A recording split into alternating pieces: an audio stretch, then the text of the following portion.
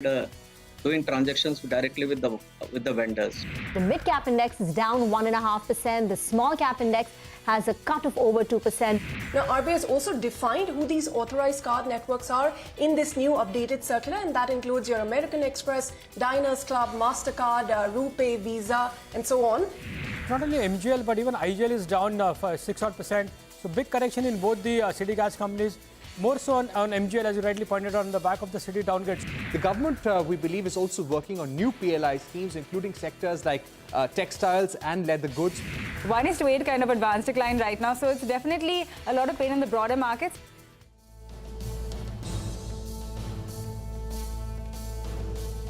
Okay, there is green on the screen. That's the headline. After a full day spent in the red in the frontline indices, the markets have recovered nicely. That was the day so far, and this is, of course, the last hour of trade here on Closing Bell. We're coming to you from the CNBC-TV18 Motilal studios. I'm Prashant Reema Surabhi here in the studios, and Nigel is joining in from the newsroom floor. Guys, hi, good afternoon. Hi, afternoon. The green on the screen masks the pain in the broader markets, right, today? I think only Surabhi got it right. The green on the screen. And I'm so happy that Nigel spoke about the feeling that there's going to be a bigger move in banks. Nigel, congratulations, bang on. And if it hadn't been for that banking index, then the Nifty's tally could have been looking very, very different today. Well, it always feels good, right, when you get the call right, Surabhi. And, this sort of an open interest built up in the Nifty Bank. I have never seen in 4 sessions when the open interest goes by double. It told you that it's bracing for a bit of a move. And it appears, at least as of now, the Nifty Bank wants to go ahead and conquer those fresh all-time highs, which will be good news for the Nifty, because otherwise there's pain in the broader markets. I mean, there is pain in the broader markets, and that's essentially the problem point, right? 5:1. When is the last time you saw declines outnumbering advances by that much? That's the first kind of point which comes up on your screen. By the way, if you're wondering, because of what's happened at the RBI, what the RBI is doing, and especially with regards to JM financial products and on lending against shares, etc., whether there is that impact coming through. I did speak with a couple of brokerages, and the sense I got is that that is not really a factor. Sentiment is hit for sure, but are there big margin calls or anything? Not really. I mean, that's essentially margin trading facility. By the way, the gross book has become very large. I mean, it's grown exponentially over the last 1 year across brokerages. Essentially, this is borrowing against cash or stocks to invest in the market. That's grown, and retail is a big constituent there as well. But it's not as if that is largely responsible, but it's more sentiment which has actually taken a knock. That is as of now. I mean, if stocks continue to be under pressure, I mean, that could change. The small cap index is down 2%. The mid cap index is down about 1%. And of course, the Nifty has recovered from the day's lowest point very, very smartly. And as Surabhi, as Nigel were saying, a 1% odd gain from the Nifty Bank. It's important for the Nifty Bank, which is the largest constituent of the Nifty, to do more.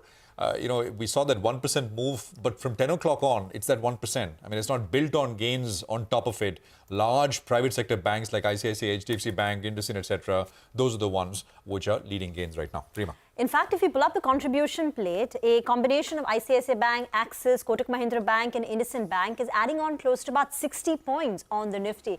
And today, it's not that HDFC Bank is contributing in a big way. HDFC Bank is only up close to about 0.4%, but the rest of the private financials are doing the heavy lifting, and that contribution plate will come up for you. That's on the Nifty Bank, but pull up the contribution plate of the Nifty, and you would see it's ICICI Bank, Axis and Kotak Mahindra Bank, which are pulling and holding the Nifty back in the green. But the problem is the small cap universe, where the euphoria has been punctured. On Monday, it was down 0.5%. Yesterday, it was down over 1%, extending to a 1.5% fall. And today, while it's off from the session lows, it's still down close to about 2%. Its week-to-date loss stands at close to about 4% for the small cap universe. Except banks, all the other sectoral indices are actually in the red. So whether it's the Nifty Metal Index, the IT, energy, you're looking and staring at cuts of about 1 to 2% over there. Well, I just want to talk about some of the stocks that are falling, the nature of the broader sell-off as well. So you have the usual, the very obvious names, which is IIFL Finance or JM Finance, IIFL Finance, still down 20%, circuit second day running, 20% lockdown over there. But see some of the other names. L&T Finance is down about 7% as we speak. there are other stocks, stocks that have moved up in a meteoric fashion, something like a Keynes Technologies. That stock's up some 200% over the last 1 year. Today, it's seeing a lot of profit taking, down about 6-7%. Mannapuram Finance is down about 6-6.5% as well. So overall, Aditya Birla Capital is down about 6%. Safe to say that NBFC's loss seems to be banks' gain. And that's the very simple, clear trade that is playing out for today. However, I don't want to end with only the losers. There are some interesting gainers as well. And some of the Tata Group companies, by the way, are doing very well. Look at Tata Chemicals, 9% up on Tata Chemicals. Tata Investments is up about 5% as well. There's some buying rotation back into stocks like Pidilite, 4% up on Pidilite, names that have been almost forgotten on the street. So that's what's going on. But Nigel, very clearly, this whole NBFC situation, this seems to have come in the form of a big boost and a big boon for banks, which have been waiting for that big long trade. Well, that's right. And banks actually have been underperforming. But what works for the banks is that valuations are in their favor because they didn't participate when the markets were running along. And, Surbhi, it's the month of March. We'll see some kind of outflows, some kind of, tactical shifts as well. And people in various portfolios, they've been sitting on so much of money. So this entire NBFC issue has become an added negative actually for the broader markets. As it is in the month of March, you'll get some volatility. And if you just look at the month of March so far, the Nifty is up a little more than 2%. The small cap index is down close to around 2.6%. So that's a deviation of close to around 4.5%. That's the outperformance you've seen from the Nifty in comparison to some of those small cap names as well. So just keep an eye on that. I think that for a few more sessions as well, we're likely to see more of the same.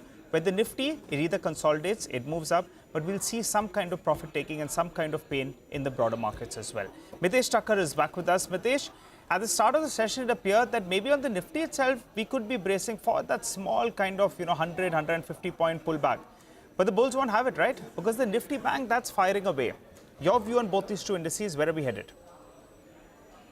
Well, a couple of things, we talked about buying on declines, but when the decline came, I wasn't very keen to buy because it was looking very weak. And despite the fact that we had some buy positions on the bank Nifty, we avoided the Nifty. But the bounce back has been equally strong. Of course, the bank Nifty remaining strong has kind of helped it out. But let's look at this. I think, the highest hourly close pivot we got was 22,430, and we're trading just above that right now. So I think it's a very strong and a good market. And today's low, around 22,250 becomes is reaffirmed as an important pivot. Having said that, I think we still haven't got into index long positions, though the bank Nifty positions remain. So I think it's the financials which is showing strength. I had a buy on IndusInd Bank earlier in the day. That's played out well. I think right now we can look at buying into a Kotak Bank. Good price and volume action happening over here. So buy with a stop below 1740, look for a target of around 1790 to about 1795 to begin with, and then maybe even higher levels can be looked at. And the other stock which is in my focus is Jindal Steel. That's a stock which is corrected for the last 2-3 days, and today bounced back from the near-term moving average. So buy with today's low as the stop at 801 and look for a target of 865. Okay, all right. Mitesh, thanks very much for the calls. We'll come back to you in a bit and get some more ideas going as well. But now let's address what has been really the biggest story in the market over the last 24 to 48 hours. Now, JM Financial Products is not the only lender that has come under RBI scanner in the past couple of weeks and months. In fact, it was IIFL, specific part of their business, the gold financing business that was under scrutiny. It was payments, Paytm banks, and so on and so forth.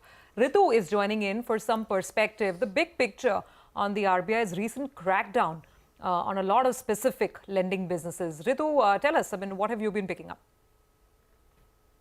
Whether it is a 1 or 2 lakh rupee penalty or restrictions on a specific segment, the complete shutting down of a business, or even the supersession of boards, we've seen a spate of actions against financial entities by RBI, and some of them more recently have even been of an unprecedented nature. And the larger message we gather from these actions is that even if it seems harsh in the immediate term, the intent is to make the system stronger and help these financial entities grow their revenues, grow their profits, but in a risk-calibrated manner, because ultimately the buck stops with RBI when it comes to maintaining financial stability, and when it sees any potential risk emerging, it takes action. It is also very clear that compliance cannot be just another checkbox exercise, and good governance must be a priority. Now, from our understanding of how RBI and these actions work, these are well thought out, deliberated actions, and to say that these restrictions are a moment of surprise for the entity involved will be incorrect, because there's plenty of internal dialogue that happens before such actions are taken.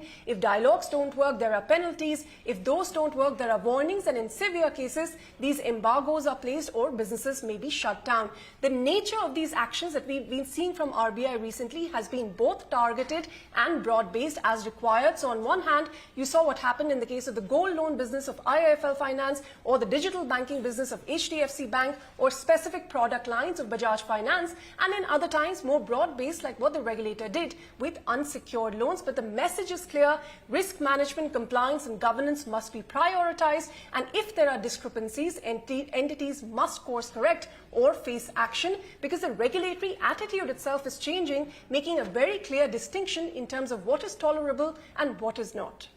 No, I think that is very helpful, Ritu. Thanks very much for that, because the street is a little worried whether these individual actions with regards to some of these entities could be taken sort of as a kind of sweeping indictment of the sector, which is not the case, as you're saying. But let's hear it from Abhishek, who's basically going to tell us what Morgan Stanley is making of some of these actions.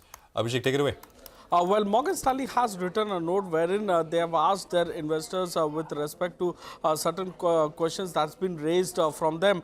So Morgan Stanley has said that RBI expressed discomfort with the exuberant credit growth that is seen in unsecured retail or consumer loans. So actions taken across entities have been different for specific reasons as mentioned by RBI. So magnitude of outcome of actions have also been varying. It's not the same for all. RBI has mentioned that entities have been given enough time with respect to taking corrective steps or corrective action against these measures. So incorrect and premature to make a sweeping assumption that action is on fast growing entities alone, and this is likely to be an overhang on stocks wherein high loan growth is seen in the immediate term. So if more RBI action on other entities follow, this narrative will gain ground and we may see investors refraining from NBFCs. Back to you. Okay, all right, Abhishek, thank you very much for that. That's the Morgan Stanley view. Let's take the discussion forward with Hemang Jani, who is with us on this leg of the show. Hemang, good afternoon. So much going on, right? And I think that's the crux of the debate on the street right now. As a fund manager or someone who's sort of, managing portfolios, I think the question is, do you start lightening up on NBFCs because of the whole sentiment in the environment and move that money to banks? Is that the switch trade now, or do you think that's too knee-jerk and too simplistic a view to take? What's your advice? Yeah, good afternoon, Surbi. I think the entire sector is going through a bit of a stress because of the kind of action, the timing, and the severity of it. And surely the market sentiment has got affected. I think there are 2 or 3 takeaways from this entire episode. One is that because of the nature of the business, the NBFCs, when they go through this kind of a regulatory issues, the fundraising and the appetite in terms of investors, it goes down. So when you're not able to raise money or do business, obviously it's going to have some kind of an impact. And whatever consensus earning estimates that the market is working with when it comes to NBFC as a sector, there is going to be some amount of impact, particularly for the companies which are in question, be it IIFL Finance or JM, and of course Paytm. We all know what really happened. One immediate opportunity could be that maybe some of the competitors like Muthoot Finance could be beneficiary, because there is going to be a case of market share and being able to do business. Other one is that the money moving to some other pockets, be it PSU banks, private banks, or outside the banks also. So I think PSU bank definitely as a space looks relatively safer. There is a momentum, there is a valuation comfort. So BOB or State Bank would be the names that we would be comfortable with at this point of time. So these could be maybe the beneficiaries of the gold financing business, which has been impacted of IFL. But what about this JM Financial Products business, IPO financing, shares, loans against shares, etc.? Do you see this having a ripple effect on the entire industry? Will there be other brokerages which may have had similar practices, and therefore, there will be the regulatory overhang, the fear of the RBI, oversight coming through and impacting them? Will there be that ripple impact? So Rima, when it is IPO financing, because of the recent regulatory moves, I'm not talking about what happened 2 days before, but a year back. Clearly, the direct IPO financing, business had actually come down because there was a cap that was put in place at 20 lakhs. So maybe people were going through some loan against shares or other routes to do the IPO financing. And Bajaj Finance and JM Finance, along with Edelweiss, were the major players. So the loan against shares, to some extent, would come under pressure because of the RBI action. But I don't think that in itself would be a very big component of business for the entities we are discussing or at an aggregate level. So I'm a little surprised by the severity of the market reaction to this particular development. Clearly, I think there is an overreaction. Okay, all right. Hemang, just stay with us. As we speak, JM Financial has popped up closer on 10% from the low point of the day. During the day, it had gone to circuit. But now if you pull up the intraday chart, you'll see there's a big surge on that one. And two more stocks I'm looking at. One is MCX from the F&O market. That appears that it's headed into F&O ban because the open interest has gone up big time today. So that's one. And Manappuram is the other one as well that I'm looking at. Out there as well, the open interest has moved up. So both of them as of now are close to around 110% of the permitted level. So just keep an eye on that. By the end of today, I'll be interested to see what's going to happen with the F&O ban list. Hi, Hemang. Good to see you in. What about Tata Chemicals? Brilliant mood on that stock. It's up close to around 10% as we speak. What's your view on that one? Absolutely. I think for Tata Chemicals in particular and some of the other Tata companies, there has been a very swift move in the short run. I think market is sensing post this Tata Motors demerger development that there is be further simplification of structure given the cross holdings that Tata companies have. And I have come across reports saying that Tata Sons has a certain valuation of, let's say, about 8 trillion rupees, and Tata Chemicals and some of the other Tata Group companies which have a stake in Tata Sons, let's say anywhere from 2-3%. The value of that stake itself is put at 80% of the value of the Tata Chemicals, and similarly for some other companies, and which is what is driving the stock prices. I think a large part of this entire thing is in the price. In fact, Tata Chemicals, the reaction is slightly more than what is probably warranted. Also, we have to keep in mind that this is just an expectation that there is going to be some unlocking in Tata Sons, IPO may come, or and when it comes, nobody knows. So I think we need to be a little more careful about these kind of big moves. It would make more sense to kind of take away some profits given the veracity of the move that we have seen. Okay. Do stay on, Hemang. We need to slip into a very short break. But as we do that, let's listen in to what Aseem Dhru, the Managing Director and the CEO of SBFC Finance, had to say about RBI's recent crackdown on NBFCs. Without guardrails, you cannot really build institutions, you cannot really build the future. And the problem with financial services is that when it misbehaves, the price is paid by the larger economy and the price is paid by the taxpayers in the end. So because of the regulatory sensitivity of the sector, it is important that the governance standards there are kept at the highest level. The messaging from the central bank is very clear that they don't want to take an easy position. And so far, they've been fining. Now the message is even more stricter to all of our players that either we fall in line, or we will be put in line.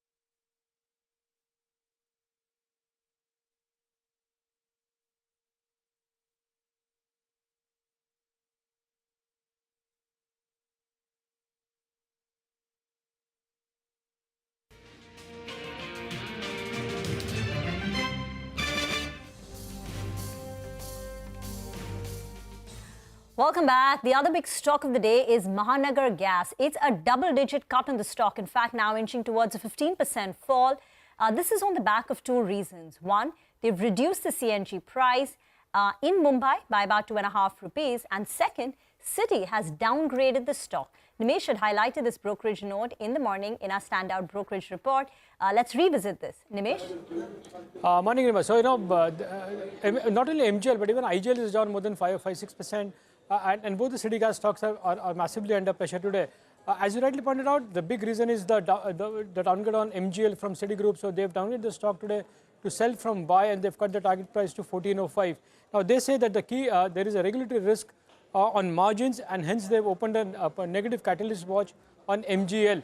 Now the key concern for Citigroup for MGL is largely coming in on the back of the statement from the oil minister, which states that one, the end consumer is not fully benefited from the government's reform on the gas sector. Two, city distribution companies still enjoy very high profitability and margins. And three, the government would like to consider drastic steps to ensure that the consumers benefit. So this is going to be materially negative in terms of margins and in terms of exclusivity as well, largely for MGL. And MGL is anyway trading at a premium to IGL as well. So that's the key reason they've downgraded MGL to a sell now. Now, in terms of valuation, the stock is trading at close to 13 times on FY26 price to earnings. And it's pretty much at the mean. But, the key risk is if there is a government intervention and if there are further price cuts. So that's been the key reason. And that's the big overhang on both MGL and IGL. And hence, both stocks are reacting negatively today. Yeah, big, huge moves coming in on these stocks. And just to put this in context as well, pull up a one-year chart of MGL. Now, Mahanagar Gas is not a stock that's rallied in a big manner and then therefore a very sharp correction coming in. The stock is anyway up only 30-35% in the last 1 year, which is very modest compared to a lot of other mid caps and small caps. Now we are seeing, of course, a big decline coming in today. Now, MGL is also in focus on the back of reducing CNG prices in and around Mumbai. Sonal has the details on this. Sonal, what's the price cut like? Well, MGL has gone ahead and they've cut CNG prices in Mumbai and the regions nearby. The price cut is to the tune of 2.5 rupees per kg, after which CNG will cost around 73.5 rupees per kg. This is effective today. And the company has reduced prices due to reduction in natural gas prices. And gas prices, they have been coming down, be it the spot LNG, that is the imported gas price, or domestic as well, as per the APM gas allocation as well. Now remember, Gujarat Gas was the one that cut its industrial gas prices last week itself on account of lower spot LNG prices, and the companies have been talking about it. Watching it out for IGL, whether they will go ahead and cut prices as well, because what price cuts will do is it could increase conversion into CNG vehicles and also would mean higher volumes for these companies. But whether this pans out or not is something that we'll be watching out for. But yes, the stock is in focus on the back of that as well. All right. Thank you very much for that, Sonal. So Mahanagar Gas and some of the other city gas distribution players as well in focus. Hemang, what do you think? I mean, is this an overreaction, or is this very genuine concern that the market has in case the government starts to take some adverse policy moves here? The important aspect is that some of these companies had gone up. You said that, okay, it had gone up 35-40%, and the mid-cap companies in the PSU space had gone up much more. But 35-40% is also a decent amount of upside, and there was a re-rating on the back of the fact that these are having good distribution, and some of the companies enjoy monopolies, etc., etc. So I think the regulatory risk or the pricing risk is a little higher. And though today the stock has gone down 14-15%, at the end of the day, we have to see what kind of valuations these utility companies deserve, given the business model and the fact that the government is in a mood to allow competition to happen. So on a realistic basis, there is a case for a further de-rating for IGL and MGL, and you may see about 8 to 10% kind of a cut. What we like at this point is Gujarat Gas, which does not have that kind of a risk given the geographical presence in the model that they have. So today it is also down 5%. So I think that offers a great opportunity. But overall, we continue to be a bit negative on the space. Okay, all right, Hemang, we'll leave it there. Thank you very much for joining us and running us through that perspective. Thank you. Well, Rajesh Kothari is with us, Managing Director at Alpha Accurate Advisors. Rajesh, good afternoon. Good to have you here. In the last couple of days, there is today, of course, this, these gas companies down on the back of the City note quoting the oil minister saying, well, companies are still making higher profits, consumers have not benefited, so the street is a little worried. There are hospital companies which have given up 10-15% gains. Again, some regulatory risk emerging there. why don't you start with, if you own any of these hospital names, healthcare is a big theme with many investors, and what do you make of it within that pack? Well, Prashant, fortunately, currently we do not own either any gas companies or any, hospital company. Having said that, I think the biggest, what I would say, the risk factor is such kind of a, what I would say, regulatory kind of an environment is always a risk factor when you, analyze this company. In the long term, how much impact it can make is only time can say. But for example, if you look at Thailand, somebody has done similar exercise in Thailand over the last 10 years when, the government has announced a lot of regulations, but ultimately it had a zero impact on the Thailand hospital sector. So I think hospital is a little bit different business compared to the gas utilities, because in gas utilities, you are directly dealing with the, consumer, and therefore government is a little bit more sensitive, just like how it works with petrol and diesel.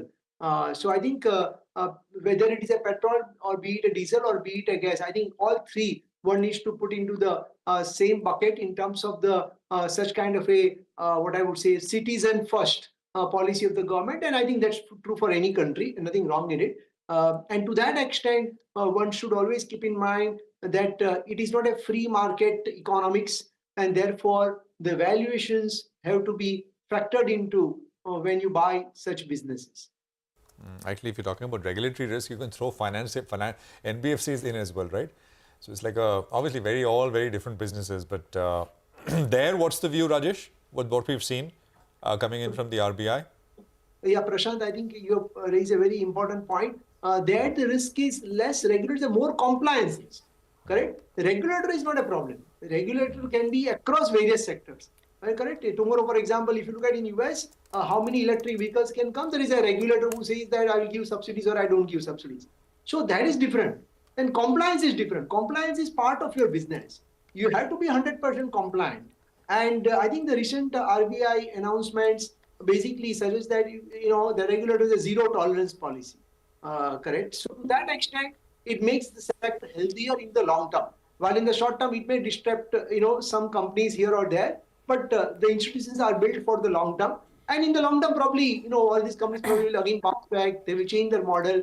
And they will try to be more, what I would say, interactive with the regulator, and both will progress together. Because please, understand one thing, that we are looking at next $10 trillion economy. So the regulator is actually moving ahead in terms of how to make sure that the financial inclusion happens at the right time, at the right level, keeping in mind the compliance angle. For example, the disbursement above a particular limit. Now, there's a lot of interpretation that it should be 25,000. Is it 2 lakh rupees?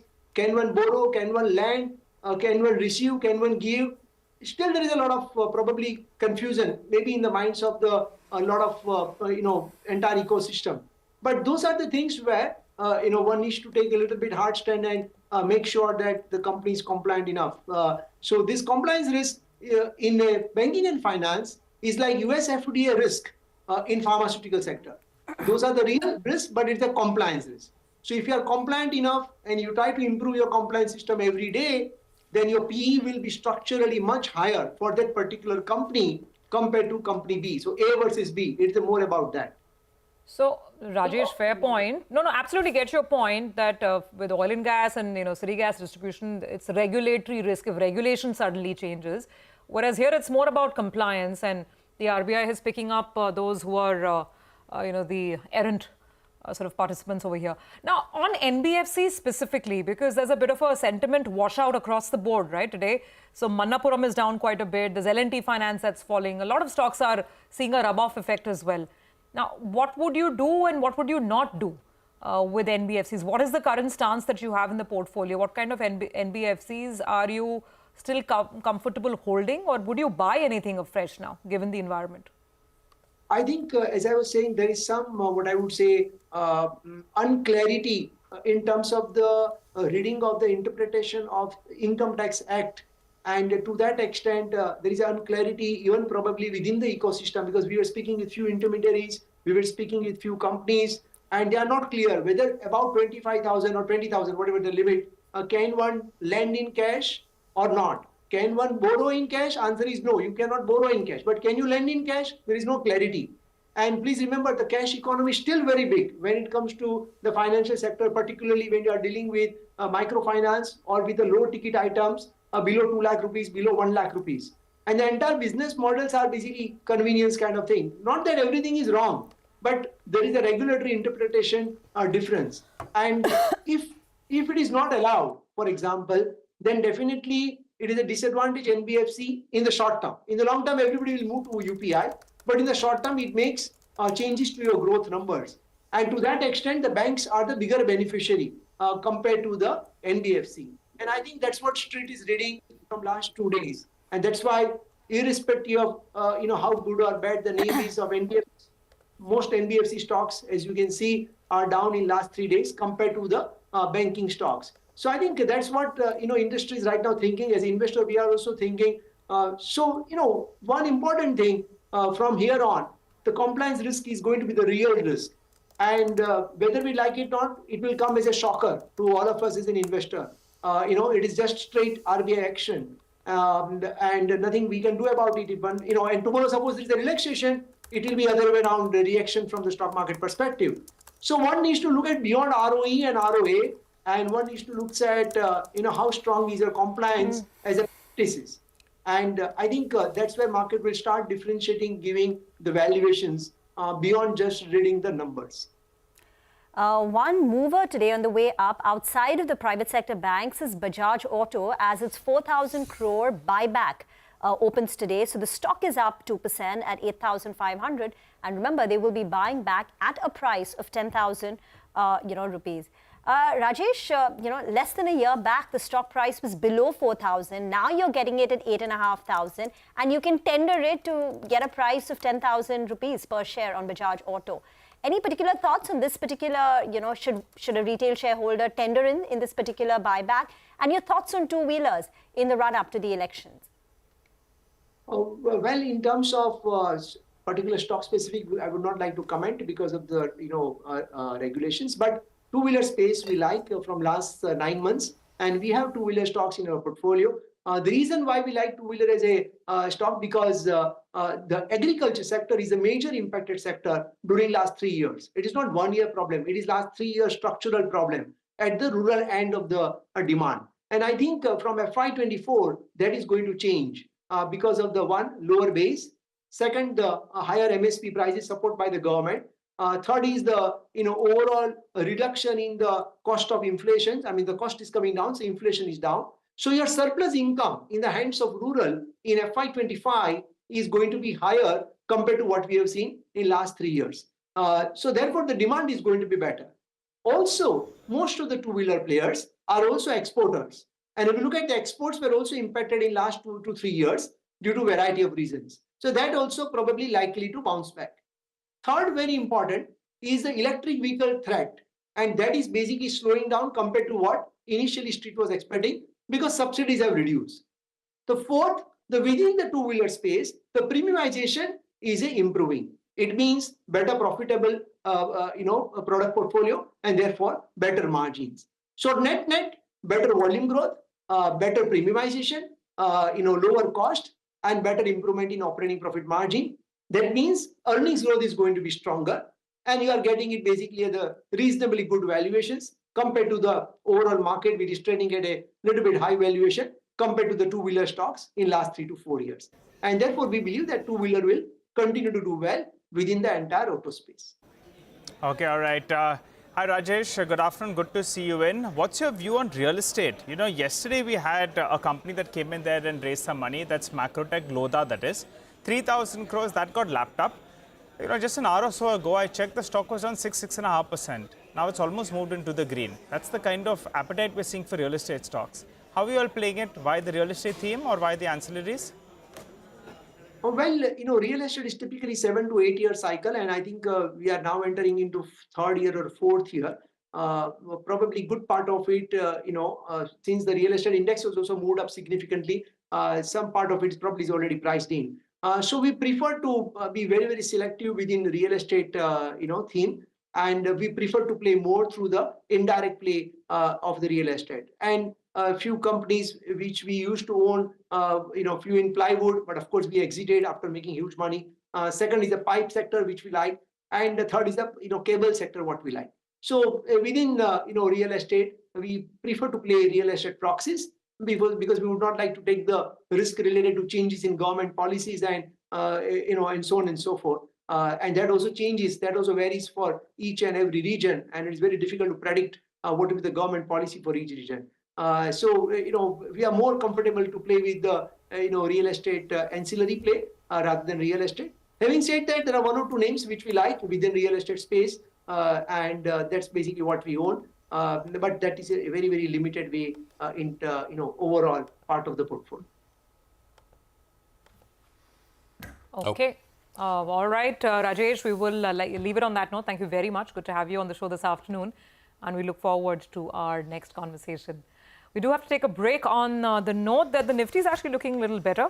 The gain is about 0.5% on the benchmark index. And by the way, the mid-cap cut is also now just about 0.5%. At the lowest point of the day, the mid-cap index was down 1.5%.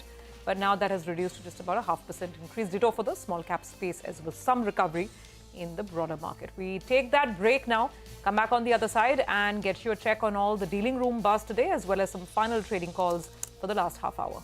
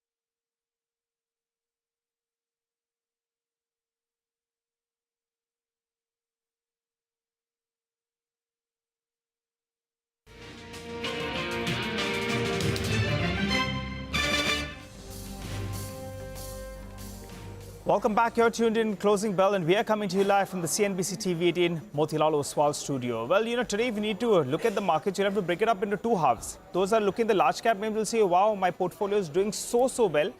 And some part of the street will say, hey, I'm down and a bit knocked out, at least for today's session. And that's been the trend for the last few sessions as well. But Nimesh is here to help us out. Nimesh, large caps, if your portfolio is tilted towards that, then you'll be feeling good. But mid caps, there is still a lot of pain. Oh, and looks like that pain may continue in the month of March. That's what we've been explaining as well, right? There will be year-end pressures, adjustments of books as well. So maybe for the next few days until of 20th of March, the feedback is you will see some bit of sideways moves, the pressure in the broader markets, in the mid-cap stock. So that's playing out in today's trade as well. But I'll tell you, today's a good, strong comeback from the bulls, right? The market is at almost at back to days high. Barring NBFCs and the gas stocks which are highlighted, most of the other sectors and stocks have recovered from the day's low. So that's quite a statement, right? And even in terms of flows, it's been quite mixed, and that's been the trend for the last many days. Also in today's trade, just note that there were two large blocks, and in both the blocks the sellers were FDI, so it reflected only on the buy side. So that is something we need to read into when we look at the FI and the DI data. Again, there is a clear indication now that the money is shifting back to the bank stocks. Yesterday was a day for the PSU bank stocks. Today is a day for the private banks. So looks like the NBFC crisis means that a lot of investors are shifting towards the margin of safety, and that is towards the large cap names within the banks and the PSU stocks as well. So that clearly seems to be the trend now.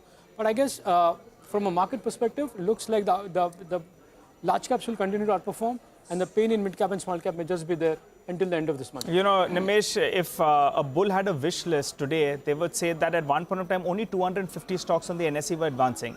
That number is almost at around 500 now. So quite a few stocks have recovered.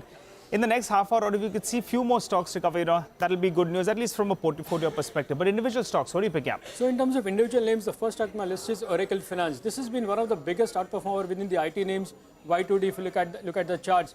And again, at these levels, after a stock is off almost 50%, there are fresh buying interest. So again, buy flows from larger FIs in Oracle, and that's why that stock is relatively outperformed today.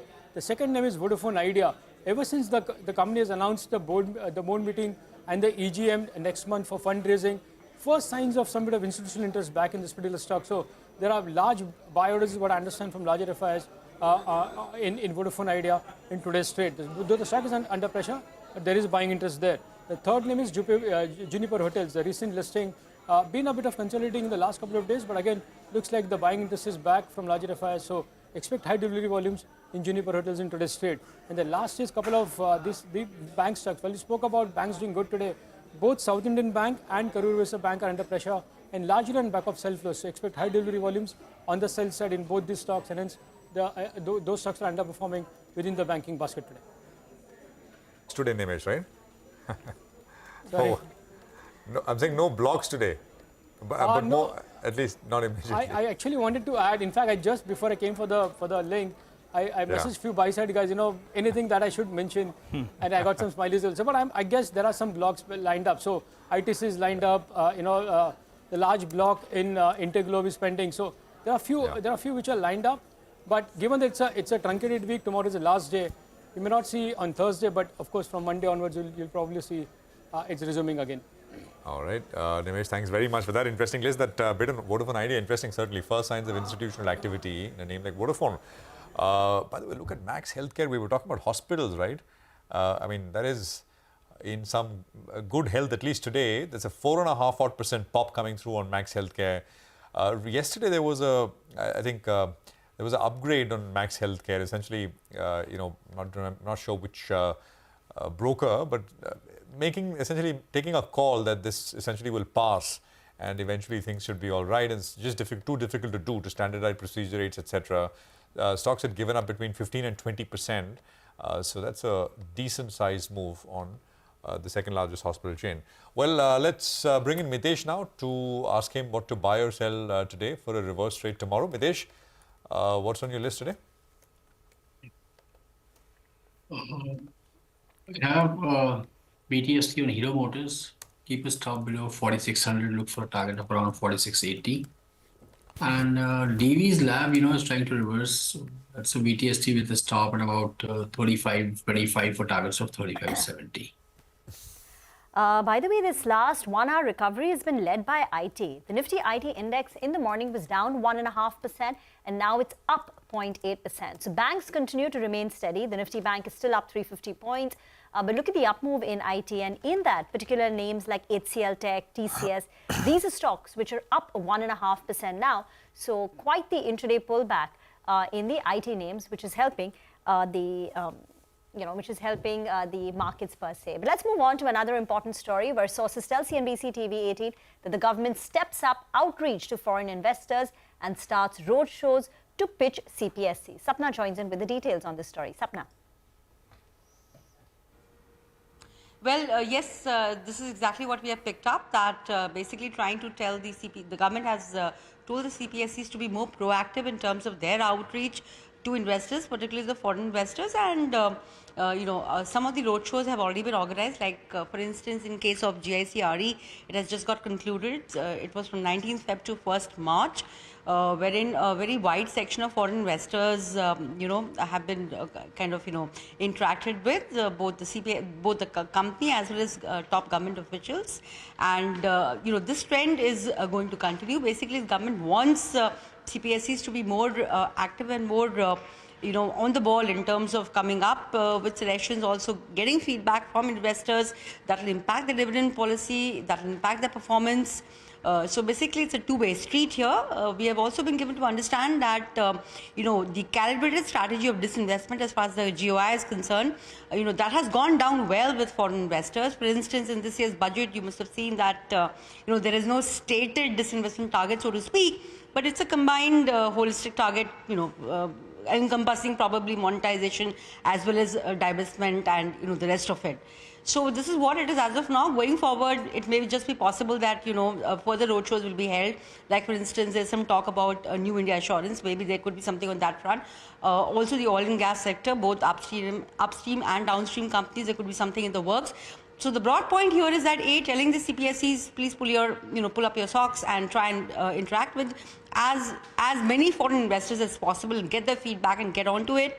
That's one angle. And second, of course, also showcasing what their performance has been so far, what the India government is trying to do as far as disinvestment is concerned, and going forward with that. This is what it is as of now. However, one important caveat here, and that is basically that, all these roadshows should not be misconstrued by investors or stakeholders that the government is actually planning an OFS or an FPO in any of the companies where the roadshows are happening. That's a bit of a caveat coming in here, but this is what the trend is as of now. Keep a watch on this. Okay, all right, Sapna, thanks a lot for that. By the way, JM Financial, there's a release that's come out on the exchanges, and they're categorically stating that the net total income from IPO financing business for the 9 months of FY24, that's only around 7 crores, which constitutes around 1.5% of the total income and around 0.3% of the consolidated net total income of the company.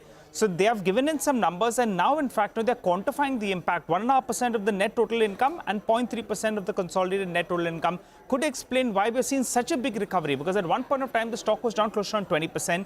Now it's seen a big recovery intraday, and now, in fact, it's sitting with a cut of close to around 10%. So they've come out, they've put in the numbers, and I think the street will be pretty pleased to hear this. I mean, those that have the stock. Mayuresh Joshi as well joins us. Mayuresh, you heard what I had to say with regard to the release. What's your view on JM Financial? If the impact is so minuscule, then would you look to buy into it, or do you say no, you'll want to let the dust settle and only then you'll take a fresh look at it? Afternoon, Nigel. No, I think going by the press release, and like you are putting in the numbers that the press release has probably mentioned, obviously it seems to be a very minuscule amount as far as balance sheet numbers are concerned. And therefore, the impact from a financial perspective should be very, very minimal if one goes by what the management here say is. However, I think the street would still like to see what probably comes out over the next few days in terms of both the regulators as well as the clarifications given by the management of GM. And therefore, I think the stock might remain volatile. However, I think going purely by the press release, Nigel, that seems to have suggested that there is a minimal financial impact and there should be some element of respite as far as prices are concerned. Okay, all right, now got that. That's a sort of interesting bit coming in from JM Financial. Stocks recovered 10% from the day's lowest point. Look at Tata Chemicals. Tata Chemicals is up 13% now. And in short order from 950 odd rupees 3 or 4 days back, It's at 1,200 bucks. That's a very, very sharp move coming through on Tata Chemicals. Maybe we could look at, I mean, so obviously it's not really the soda ash business. It's some of the other, parts of the business which the market seems to be betting on, because the pure soda ash maker, which is GHCL, that has done nothing. It's actually gone down in the same period that Tata Chemicals has seen such a sharp up move. Mayuresh, any thoughts? I mean, actually, even as we speak, there's a spike there. Tata Chemicals, if you track it? Afternoon, Prashant.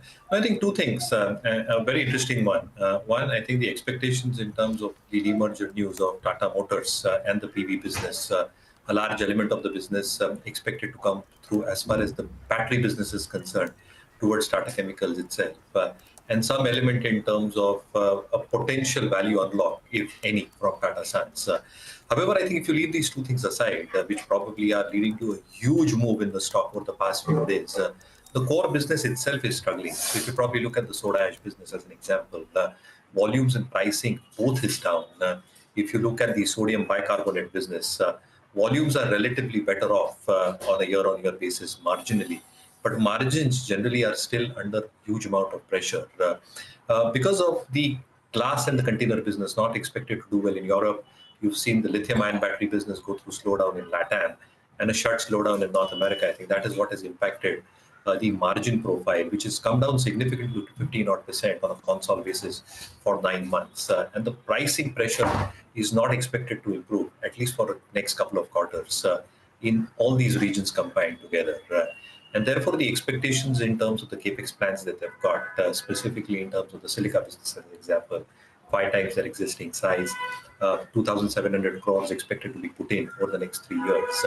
I think pure numbers-wise, I think it is still going to go through pain. But I think the first two factors is what is probably keeping the stock afloat. So I will probably wait out for numbers, Prashant, and how Q4 probably plays out. Mayuresh, do stay on. We need to slip into a very short break. We'll come back and continue our discussion.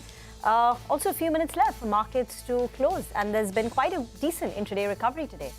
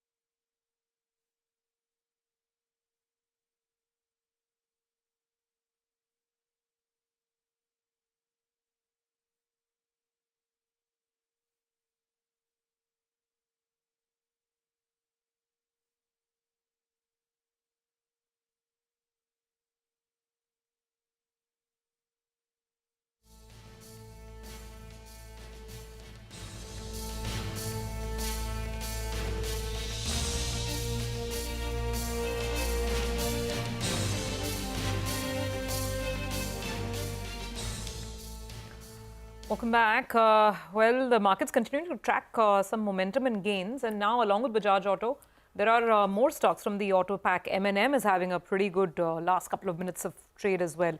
Before we hit closing bell, there's an important story that I think our colleague Timsy is tracking. She should be coming in. It seems that there are some sort of regulatory questions being asked of a couple of FMCG companies. We'll get to that in just a bit. But Mayuresh, specific call on Bajaj Auto. I mean, it's been a dream run. What do you think of it now? Would it still make the cut for you in terms of allocating fresh money, or do you think this rally has already been fairly sizzling? Afternoon, Survi. I think the rally has been quite stupendous for Bajaj Auto, and it trades above key pivot levels as we see that markets with India. I think two things. One, I think the buyback obviously is creating huge amount of support as far as the downside risk to pricing is concerned. And secondly, in terms of numbers have definitely held up for Bajaj Auto. So even in the quarter gone by, they have clocked a decent top line. The volume growth, specifically in the 125cc segment, where the Pulsar is, has seen significant amount of traction as well. The e-Chetak volumes are seeing more vibrancy as it reaches more cities as well. And therefore, both the combined businesses in terms of two-wheelers as well as three-wheelers, the volume growth is picking up quite steadily as far as the domestic scene is concerned. And even exports, where they had faced a lot of issues over the past few quarters, beginning with dollar issues and then the container-related issues as well. Those might start normalizing in the next few quarters as well. Margin expansion has been pretty stupendous as well. Therefore, valuations a tad bit above key comforting levels as we speak. Key pivot levels is already what it is trading at. Anybody holding on can definitely hold on in terms of a momentum play here. But fresh investments, it definitely needs pullbacks to come. Okay, as promised, let's get you the CNBC-TV18 exclusive now from Timsy, where she learns from sources that DGGI is acting against FMCG players like ITC, Pratap Snacks, PepsiCo. Timsy, fill us in with the details. Well, yes, as you rightly said, what sources are indicating is that the Directorate General of GST Intelligence has acted against FMCG players. About 12 to 15 FMCG players are there in this action, which includes majors like ITC, Pratap Snacks, PepsiCo, Balaji Wafers, RP Sanjeev, Goenka Groups, Guilt-Free Industries and many others. DGGI's action, as I said, is against about 10 to 15 players over alleged tax evasion linked to the classification issues. Now, DGGI, what we are also picking up is that they have sent notices to these FMCG companies for paying lower rate of GST on extruded snacks and fried pellet snacks. Remember, government had issued a clarification that any snacks which has been prepared by extrusion process should attract 18% GST and not 12% as is being paid currently by the industry. So that is the allegation based on which these notices and the alleged tax evasion has been detected. And according to the numbers that we have, DGGI has alleged 500 crore rupees GST evasion by ITC Limited, also 300 crore rupee evasion by Pratap Snacks, 175 crore plus evasion by PepsiCo India, 19 crore evasion by Balaji Wafers, 40 crore rupees evasion by RP Sanjeev Goenka Group's Guilt-Free Industries, 68 crore rupee evasion by Sarveshwar Foods and many others. When we reached out to the companies, well, a lot of companies are still we are awaiting response. But yes, from ITC spokesperson, we've heard back that they are unable to comment as this is an industry-wide action and industry-wide inquiries are on. So they wanted to wait before they would like to comment on it. So let's see what happens finally. How much of money is it that these companies will come forward to pay voluntarily, or will there be a show cause notice or something that we'll have to wait and watch out for? Timsy, thank you very much for those details. Counting down to the close, the Sensex has topped 74,000 for the first time ever, and it's also a fresh record high on the Nifty today as it closes at 22,480. The previous high on the Nifty was 22,400.